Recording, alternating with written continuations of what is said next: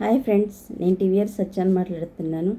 నేను చెప్తున్న శ్రీ వివేకానంద జీవిత చరిత్రలో పార్ట్ 17లో పరివ్రాజక జీవిత దివ్యానుభవాల గురించి చెప్తున్నాను. ఈరోజు నేను స్వామి పరివ్రాజక జీవితం మహా అద్భుతం. దానిలోని దివ్యానుభవ రత్నాలను మరికొన్నిటిని పరికిద్దాం. రాజపుత్ర స్థానంలో పయనిస్తూ ఉంటే స్వామికి కలిగిన దివ్యానుభవాన్ని గురించి శిష్యుడొకరు ఇలా రాసి ఉన్నాడు. అది మండు వేసవి, మిట్ట మధ్యాహ్నం. ఆకలి బాధతో పయనిస్తూ స్వామి టారీఘాట్ స్టేషన్లో దిగాడు. అక్కడి సేవకుడు తనను లోపల కూర్చొనివ్వనందున బయటనే నేల మీద స్తంభానికి ఆనుకుని కూర్చున్నాడు. నేల నుంచి నిప్పులు చెలరేగుతున్నాయి. మంచినీళ్లు కొనటానికైనా స్వామి వద్ద డబ్బులు లేవు. స్వామితో పయనిస్తున్న పరమలోభి అయిన ఒక వైశ్యుడు స్వామి ముందు కంబలి పరిచి కూర్చుని మధుర పదార్థాలను ఆరగించి మంచినీటిని కొని తాగుతూ అన్నపానీయాలు లేకుండా మాడటమే సన్యాసుల గతి అని స్వామిని హేళన చేయసాగాడు. కుక్కలు మురిగితే ఏనుగుకు అవమానమా? స్వామి మాట్లాడలేదు. అంతలో ఒక మిఠాయి వ్యాపారి దివ్య ఆహార పదార్థాలతోనూ మధుర పానీయాలతోనూ చిత్రాసనంతోనూ పరుగున అక్కడికి వచ్చి నేల మీద ఆసనాన్ని పరిచి పదార్థాలను వడ్డించి, స్వామీజీ రండి, భుజించండి అని బతిమలసాగాడు. అంతా స్వామి మిమ్మల్ని నేను చూసింది లేదు, నన్ను చూసి ఎవరనుకుంటున్నారో, పొరబడుతున్నట్లున్నారు అని వారించారు. ఆ వ్యాపారి మళ్ళా, బాబాజీ, శ్రీరామచంద్రమూర్తి నన్ను నిద్ర నుంచి లేపి స్టేషన్లో ఉన్న మిమ్మల్ని చూపి, అదిగో నిన్నటి నుంచి అతడు నిరాహారిగా ఉండటంతో నా మనస్సు తల్లడిల్లుతోంది. వెంటనే ఆహార పానీయాలను సిద్ధం చేసి అతడి వద్దకు పట్టుకు వెళ్ళు అని ఆనతి ఇచ్చినట్లు కలగన్నాను. నిద్ర నుంచి మేలుకుని కలే కదా అనుకుని మళ్ళా పడుకున్నాను. కానీ కరుణాపయోనిధి అయిన శ్రీరామచంద్రమూర్తి మళ్ళా నన్ను సమీపించి నిద్ర నుండి తట్టి లేపటం చేత తదాజ్ఞానం వర్తినై ఈ ఆహారాన్ని పట్టుకుని వచ్చాను. దయచేసి ఆరగించండి, మీకు ఆకలి అవుతూ ఉంటుందని విన్నవించాడు.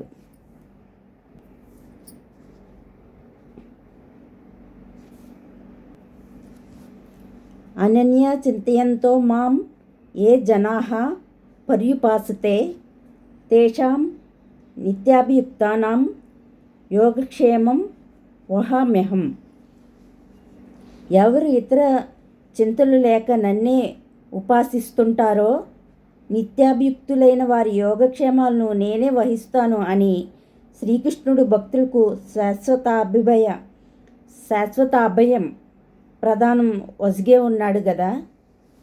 అలాంటి పరమేశ్వర కృపను తలుచుకుని కన్నీరు విడుస్తూ స్వామి ఆ వణిజుడికి తన కృతజ్ఞతను తెలపగా, నన్ను అభినందించకండి, అంతా శ్రీరామచంద్రమూర్తి సంకల్పం అని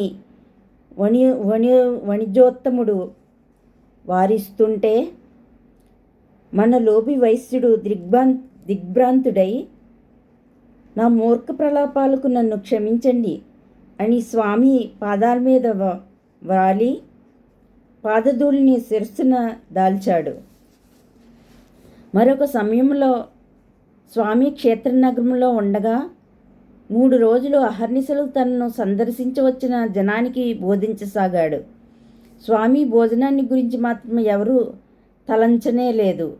అప్పుడొక చర్మకారుడు స్వామి మంచినీరైనా తాగలేదని గ్రహించి స్వామి వద్దకెళ్ళి, మీరు సాపడకుండటం చూస్తే నా మనస్సు నొచ్చుకుంటోంది. పంచముడిని అవటంతో నేను మీకు భోజనం సమర్పించడానికి తగను. అందుకు కావలసిన పదార్థాలు సమకూరుస్తాను. దయచేసి స్వీకరించండి అంటూ ప్రార్థించాడు. పంచముడి రూపంలో పరమేశ్వరుడే తనను పరీక్షించవచ్చాడని విశ్వసించి, స్వయంగా నువ్వు వండిన రొట్టెలను తింటాను, సంశయించవద్దు అని ఎలాగో ఆ హరిజనుణ్ణి సమ్మతింపచేశాడు. అప్పుడు ఆ మహనీయుడు వండి తీసుకువచ్చిన పదార్థాలను అమిత ప్రీతిపూర్వకంగా ఆరగిస్తూ, సాక్షాత్తు దేవేంద్రుడు సువర్ణ పాత్రలో కొని తెచ్చిన అమృతం ఇంత మధురంగా ఉండదు అంటూ స్వామి కృతజ్ఞతాశ్రుపూరిత లోచనుడయ్యాడు. అంతేకాక వేలకు వేల మంది మహనీయులు ఇలాంటి వారు గుడిసెల్లో నివసిస్తుంటారు. వారిని మనం అస్పృశ్యులని, అవాచ్యులని నిరసిస్తుంటామే, ఎంత అవివేకం అంటూ వాపోయాడు. స్వామి తనకు క్షేత్రి మహారాజు పరిచయం కలిగాక రాజు సహాయంతో ఆ హరిజనుడి దారిద్ర్యాన్ని రూపుమాపాడు. దీర్ఘయాత్ర కారణంగానూ, ఎండ వేడిమితోనూ, ఆకలి బాధతోనూ ఎంత అలసిపోయినా సర్వశక్తి నిలయమైన పరమాత్మే తానని భావించిన మరుక్షణం అద్వితీయ శక్తి సంపన్నుడై, అఖండ ధైర్యోత్సాహ సమన్వితుడైన సమయాలు స్వామి తన పరివ్రాజక జీవితకాలంలో అనేకాలున్నాయని ఒక్కానించి ఉన్నాడు. ఓకే ఫ్రెండ్స్, స్వామి శ్రీ వివేకానంద జీవిత చరిత్రలో పార్ట్ 17 అయింది. నెక్స్ట్ పార్ట్ 18 చెప్తున్నాను. పార్ట్ 18లో చెన్నానగరం పశ్చిమ ఖండయాత్ర గురించి చెప్తున్నాను. 1892వ సంవత్సరం స్వామి కన్యాకుమారి నుంచి బయలుదేరి విద్యలకే కాక సదాచారులకు పట్టుకొమ్మ అయిన చెన్నా నగరాన్ని మద్రాసు చేరుకున్నాడు.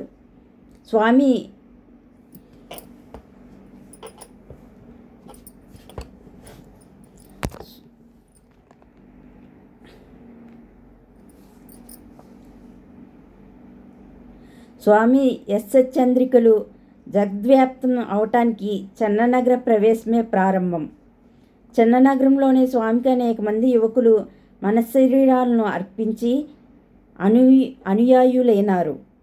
పశ్చిమఖండ యాత్రకు వలసిన ధనాన్ని స్వామికి సమకూర్చింది చెన్ననగరమే. మద్రాసులో స్వామి మన్మథనాథ భట్టాచార్యుడి ఇంట బస చేశాడు. స్వామి ఏతించాడనే వార్త నగరమంతటా సూర్యకాంతిలా వ్యాపించింది. ఆకృతిని దాల్చిన దివ్యత్వమైన అతడి మూర్తిని గాంచి అతడి వాగామృత దారులను గ్రోలి తృప్తి చెందటానికే మద్రాసు నగరవాసులు తీర్థప్రజ మాదిరి రాసాగారు. ఒకరోజు పండితుడొకడు సంధ్యావందనం చేయటానికి తనకు తీరిక లేదని, కాబట్టి తప్పు ఏమిటని స్వామిని ప్రశ్నించాడు. అందుకు స్వామి, నిరంతర కర్మకలాప నిమగ్నులై ఊపిరి పీల్చుకోవటానికి తీరిక లేని ప్రాచీన మహారుషులకే సంధ్యావందనం చేయటానికి సమయం ఉండగా మీకు లేదా అని మారు పలికాడు. ఇతరుల కష్టాలను చూస్తే స్వామి హృదయం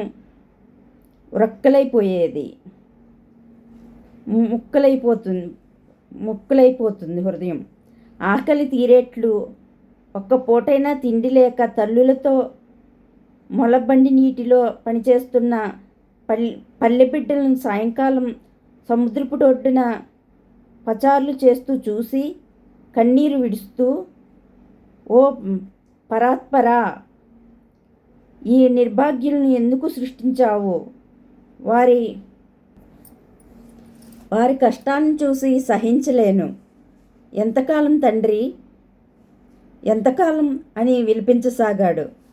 ఒక సమయాన స్వామి తాను అద్వైతినని ప్రకటించాడు. అప్పుడు కొందరు పండితులు ఏకమై నేనే భగవంతుడిని అనటం కర్మ సిద్ధాంతానికి ప్రతికూలం, అలాంటి వ్యక్తి అధర్మం అవలంబించడానికి అభ్యంతరం ఏముంటుంది అని అడిగారు. వెంటనే స్వామి ఇలా బదులు చెప్పాడు. త్రికరణ శుద్ధిగా నేను భగవంతుడిని నమ్మిన పక్షంలో అధర్మాన్ని గర్వహిస్తాను. అందుకు బాహ్య నిరోధం అవసరం. పండితులు నిరుత్తరులైనారు. బ్రహ్మ సాక్షాత్కారం అనేది అసంభవమని మరొకరు అధిక్షేపించగా, స్వామి అవాజ్ఞాన సగోచరమైన బ్రహ్మాన్ని నేను ప్రత్యక్షంగా దర్శించాను అని తన అపరోక్ష అనుభూతిని ప్రకటించాడు. నాస్తికుడు, క్రైస్తవ కళాశాలలో ప్రకృతి శాస్త్ర పండితుడు అయిన సింగారవేలు మొదలియార్ స్వామితో వాదించవచ్చి నిర్జితుడై చివరకు స్వామికి అత్యంత ప్రియ శిష్యుల్లో ఒకడిగా మారిపోయాడు. ఇలాగే స్వామి సాంగత్యంలో వర్తనులైన వారు అనేకులున్నారు. ఒక యువకుడు భగవంతుడంటే ఏమిటి? ఆ స్వామిని ప్రశ్నించగా, ప్రకృతి శాస్త్రజ్ఞులు పేర్కొనే శక్తి అంటే ఏమిటో చెప్పు అని స్వామి అతగాన్ని ఆలోచనా నిమగ్నుని గావించాడు. స్వయంగా దృఢగాతుడైన స్వామి యువకులకు వేదాంతం కంటే ముందు శరీర దారిద్ర్యాన్ని గురించి బోధించేవాడు. ఒకనాడతడు తనను ప్రశ్నించవచ్చిన ఒక యువకుడిని చూసి, నాతో కుస్తీ పట్టగలవా అని అడిగాడు. స్వామి శరీర దారిద్ర్యాన్ని చూసి నివ్వెరపడి స్వామిని గురించి ఆ యువకుడు పహిల్వాను స్వామి అని వచించాడు. స్వామి నిరుపమాన రూప మాధుర్యం మద్రాసు నగర యువకుల మనస్సులను అతడి అఖండ సేముషి వైభవం వారి దీశక్తిని అద్భుత రీతిని ఆకర్షించింది. పశ్చిమ ఖండంలో సనాతన ధర్మ సందేశాన్ని గురించి స్వామి సంకల్పాన్ని గ్రహించి షికాగో మత మహాసభకు వెళ్ళమని 500 రూపాయలను పోగు చేసి వారు స్వామి ముందుంచారు. తల్లి అనుజ్ఞ కాలేదని స్వామి ఆ పైకాన్ని బీదలకు పంచిపెట్టించాడు. ఆ సమయంలో హైదరాబాదు పౌరులు స్వామిని ఆహ్వానించారు. స్వామి వారి ఆహ్వానాన్ని అంగీకరించి హైదరాబాద్ బయలుదేరాడు. హైదరాబాద్ స్టేషన్లో దిగేసరికి సంస్థానోద్యోగులు, పండితులు, సుప్రసిద్ధ వ్యక్తులు 500 మంది స్వామికి వైభవాన్విత స్వాగతం పలికారు. నవాబు తనను ఆహ్వానించగా స్వామి వెళ్ళి మతాన్ని గురించి, మత ప్రచారాన్ని గురించి ప్రసంగించాడు. వేదాంత మత ప్రచారానికై పశ్చిమఖండ యాత్రకు వలసిన ధనాన్ని వచకటానికి నవాబు తన సంసిద్ధతను తెలిపాడు. పాశ్చాత్యానికి నా సందేశం అనే అంశం మీద వేల మంది జనానికి ఆనాటి సాయంకాలం స్వామి మహోపన్యాసం ఇచ్చాడు. స్వామి తిరిగి మద్రాసుకు వేంచేసినప్పుడు 1000 మంది కంటే ఎక్కువ మంది స్టేషన్కు వచ్చి స్వామిని సాగనంపారు. పశ్చిమ దేశ పర్యటనాన్ని గురించి స్వామి ఇంకా కృతనిశ్చయుడు కాలేదు. తల్లి ఆదేశానికై, గురుదేవుడి ఆజ్ఞకై స్వామి ప్రార్థించాడు. శ్రీరామకృష్ణులు సాగర తీరం నుంచి సముద్రంలో ప్రవేశిస్తూ తనను అనుసరించమని ఆదేశిస్తున్నట్లు స్వామి దివ్య దర్శనం కాంచాడు. ఇక సంశయం ఎందుకు? స్వామి ధైర్యోత్సాహ సమన్వితుడయ్యాడు. మాతృదేవి శ్రీ శారదాదేవి స్వామిని ఆశీర్వదించింది. శిష్యులిక స్వామి పశ్చిమఖండ యాత్రకు వలసిన సన్నాహాలు చేయసాగారు. ఇంతకు మునుపు పుత్రవరప్రసాదానికై క్షేత్రి మహారాజు స్వామిని ప్రార్థించడం తెలిసిన విషయమే కదా. ఈ సమయంలో పుత్రప్రాప్తి చేత మహా ఆనందభరితుడై స్వామిని తోడుకుని రమ్మని రాజు తన కార్యదర్శిని పంపాడు. స్వామి రాగానే మహారాజు సాష్టాంగ ప్రమాణం ఆచరించి పుత్రజనోత్సవ వైభవాన్విత స్వాగతం వసగాడు. క్షేత్రి మహారాజు స్వామి విదేశయాత్రకు వలసిన సౌకర్యాలు పరచటానికై తన కార్యదర్శిని స్వామితో పంపించాడు. పాశ్చాత్యానికి వెళ్ళటానికి బొంబాయి నుంచి ఓడ మీద బయలుదేరాలి. క్షేత్రి నగరాన్ని వీడి జైపురం మీదుగా స్వామి బొంబాయికి వెళ్తున్నాడు. మార్గమధ్యంలో రైల్లో స్వామి ఒక ఐరోపా దేశ ఉద్యోగికి ఒక గుణపాఠాన్ని గర్పవలసి వచ్చింది. అతడు ఒక టికెట్ కలెక్టర్. స్వామితో పయనిస్తూ ఉన్న ఒక గౌరవనీయుణ్ణి అతడు ఈ మనిషి అని సూచించటమే కాక పొగరబోతుతనం చేత స్వామిని నువ్వు అని సంబోధించసాగాడు. స్వామి అతగాడికి బుద్ధి వచ్చేటట్లు మర్యాద తెలపగా అతడు తప్పు చేసినందుకు క్షమించండి అని తొందరగా అక్కడి నుంచి వెళ్ళిపోయాడు. ఈ విషయాన్ని గురించి స్వామి ఇలా పలికాడు: ఐరోపియన్లతో వ్యవహరించేటప్పుడు ముఖ్యంగా మనం గమనించవలసింది ఆత్మగౌరవం. వ్యక్తులను అనుసరించి మనం వ్యవహరించకపోవడంతో మనల్ని వాళ్ళు లోకు చేస్తుంటారు. ఇతరుల ముందు మన పరువు మర్యాదలను కాపాడుకోవాలి, లేకుంటే అవమాన పాలు కావలసి వస్తుంది. 1893 సంవత్సరం మే 31వ తేదీ స్వామి బొంబాయి పౌరులు తన్ను వీడ్కొల్పగా పెనిన్సులర్ అనే ఓడలో బయలుదేరాడు. విశ్వమత మహాసభలో సనాతన ధర్మ ప్రాతినిధ్యం వహించటానికై ఆధునిక ప్రాచీన మహర్షుల సందేశాన్ని, మహాభక్తుల హృదయాన్ని, వేదాంత సారాన్ని సమగ్రంగా గ్రహించిన స్వామి కంటే మరింత అర్హత గలవారెవరు? అంతేగాక శ్రీరామకృష్ణులే విశ్వమత సభగా ఉండగా అతడి శిష్యాగ్రగణ్యుడైన స్వామి కంటే ఈ మహాకార్యభారాన్ని వహించే సమర్థులెవరు? అలా బయలుదేరిన వాడ హాంకాంగ్లో లంగర్ వేసినప్పుడు స్వామి ఒక బౌద్ధ మఠాన్ని సందర్శించదలిచాడు. కానీ పరదేశస్తులకు అనుమతి లేదని, వెళితే హాని వాటిల్లో వచ్చినని అక్కడి దుబాషి తెలపగా స్వామి కుతూహలం మరింత పెరిగింది. మఠాన్ని దర్శించి తీరాలని నిశ్చయించుకుని మరికొందరితో స్వామి ఆ వైపుకు వెళ్ళేసరికి దండహస్తులే కొందరు వీరికేసి పరిగెత్తుకుని రాసాగారు. తోడివారైన జర్మన్లు పిక్కబలం చూపారు. దుబాషి పరిగెత్తుకుని పోతుంటే స్వామి అతన్ని ఆపి హిందూ యోగి అనటానికి చైనా భాష పదాలను తెలుసుకుని ధైర్యమూర్తి అయి నిలబడి తానొక హైందవ యోగినని ఉచ్చైశ్వర్యంలో చెప్పాడు. వెంటనే వాళ్ళు చేతులు జోడించుకొని స్వామికి పాదాక్రాంతులై గ్రహబాధ నివారణానికై కవచాలను అనుగ్రహించమని వేడుకొన్నారు. స్వామి కాగితపు ముక్కల మీద ఓం అని రాసి ఇచ్చాడు. వాటిని వాళ్ళు కళ్ళకు అద్దుకుని స్వామికి ఆశ్రమాన్ని అంతా చూపించారు. హైందవాలయాలకు బౌద్ధుల ఆలయాలకు ఉన్న సారూప్యాలను స్వామి గుర్తించాడు. తర్వాత స్వామి జపాన్ మీదుగా వెళ్తూ టోక్యో, యోకోహామా మొదలైన ముఖ్య నగరాలను దర్శించి జపనీయుల పారిశ్రామికాభివృద్ధికి ఆశ్చర్యపోయాడు. ఆధునిక యుగంలో స్వశక్తితో, నిర్మాణ దక్షతతో,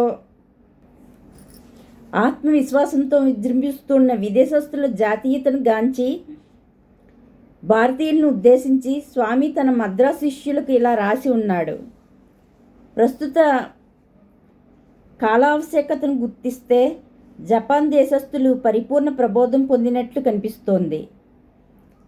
సర్వాంగనీయమై వెలుగొందే సైన్యం వారికి ఇప్పుడు ఉంది. ఇక వారి నిప్పు పెట్టే కర్మాగారాల్లో చూడసొంపైనవి. తమకు కావలసిన సమస్తం వారు తమ దేశంలోనే నిర్మించుకోవాలనే దీక్ష పూని ఉన్నారు. అభివృద్ధి కోసం నవయుగాభినివేశం అర్చకులను కూడా ఆవహించింది. జపాన్ గురించి నా మనసులోనిదంతా ఒక చిన్న ఉత్తరంలో రాయలేను. మన యువకులు 10, 100 ప్రతి ఏడాది జపాన్ దర్శించాలని మాత్రమే నేను కోరతాను. జపనీయులకు భారతదేశం ఇంకా సద్విషయాలన్నిటికీ, ఉన్నత తత్వాలన్నిటికీ పీఠస్థలి. ఇక జీవితమంతా అర్ధరహిత ప్రసంగాలు చేసే వట్టి కబుర్ల రాయుళ్ళు అయిన మీరు వచ్చి జపనీయులను చూసి సిగ్గుతో తల వంచుకోండి. స్వమత దురాభిమానంలో మతిలేని మీరు బయటకు రాగానే జాతి భ్రష్టత సిద్ధిస్తుంది మీకు. పాపం, ఈ ఆహారం పృశ్యమా ఆ ఆహారం పృశ్యమా అనే చర్చలతో శక్తి సామర్థ్యాలన్నింటినీ శతాబ్దాల నుంచి వేయిస్తూ అనేక యుగాల పర్యంతమైన సాంఘిక రాక్షస శాసనాలచే మానవత్వం అనేది కరుడుగట్టిన ఛాందసంతో మూఢ విశ్వాసాలతో తల దిమ్మెత్త శతాబ్దాల కొద్దీ సతికిలపడి ఉన్న మీ స్థితి ఎలా ఉంది? ఇక మీరిప్పుడు చేస్తున్నది ఏమిటి? పుస్తకం హస్తభూషణం అన్నట్లు చేతులతో పుస్తకాలతో సముద్ర తీరాన పచారులు చేస్తూ ఐరోపాది సంజాతమైన ఏ శాస్త్రాల నుంచో 4 ముక్కులు ఖర్చుకుని వాటిని ఏకరువు పెడుతూ యావదాత్మను 30 రూపాయల గుమస్తా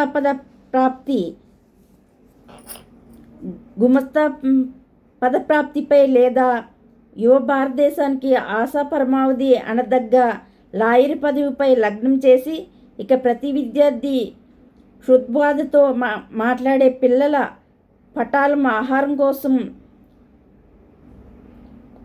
కాకురు బీకురుమంటూ తన వెంటబడి దేవరిస్తూ ఉంటే మీరిప్పుడు చేస్తున్నది ఏమిటి? లెండి, మీ పౌరుషాన్ని ప్రకటించండి. సదా పురోభివృద్ధి నరికట్టే పురోహిత భ్రువులను మతాచార్యులను కించిత్తు లక్ష్య పెట్టవద్దు. ఎందుకంటారా? వారి మనస్సులు ఇక మారవు, వారి హృదయాలు వికసించవు. తరతరాల నుండి వస్తున్న మూఢ విశ్వాసాలు, రాక్షస శాసనాలు వారిని కన్నతల్లులు మతాచార్య కైతవాన్ని కూకటి వేళ్లతో పెళ్ళగించివేయండి. లేవండి, మీ మానవత్వాన్ని ప్రకటించండి. మీ కోపాల నుంచి బయటకొచ్చి బాహాటంగా 4 వైపులా తిలకించండి. ప్రపంచంలోని వివిధ జాతుల ఎలా ముందంజ వేస్తున్నాయో పరికించండి. సోదరా, మానవుణ్ణి మీరు ప్రేమిస్తారా? స్వదేశాన్ని మీరు ప్రేమిస్తారా? ప్రేమిస్తూ రండి. ఉన్నత పరిస్థితులకై, యోగ్యతర స్థితిగతులకై నడుంబిగిద్దాం. వెనక్కు చూడొద్దు. సన్నిహితులు ప్రీతములు విలిపించిన వెనక్కు చూడకండి. ముందుకే గాని వెనక్కు చూడొద్దు. భారతమాత వేల కొద్దీ యువకుల త్యాగాన్ని ఎదురుచూస్తోంది. వలసింది అలాంటి యువకుల మనోబలం, పశుబలం కాదు.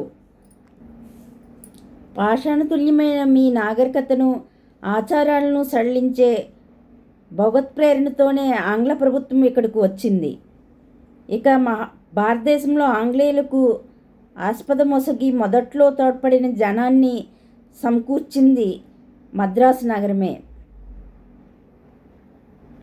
మీ తండ్రి తాతల నిరంకుశాధికారం చేత పశుతుల్యంగా చేయబడిన మీ దరిద్ర సోదరకోటిని ఉద్ధరించటానికై, నూతన పరిస్థితులను కల్పించటానికై, పేదల పట్ల సానుభూతిని, క్షుధార్తుల కడుపు మంట చల్లార్ప పట్టెడన్నం,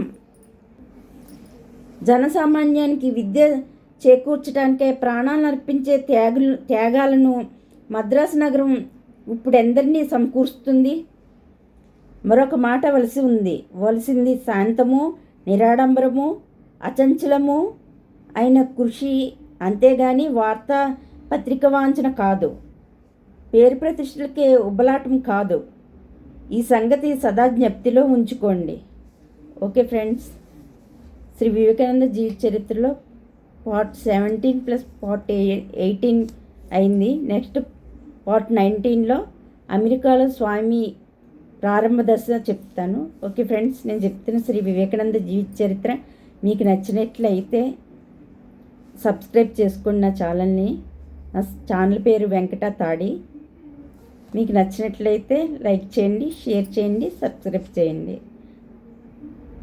నేను చెప్తున్న శ్రీ వివేకానంద జీవిత చరిత్రలో ఏమన్నా మిస్టేక్స్ ఉంటే దయచేసి నన్ను క్షమించండి. Okay friends, thank you, bye.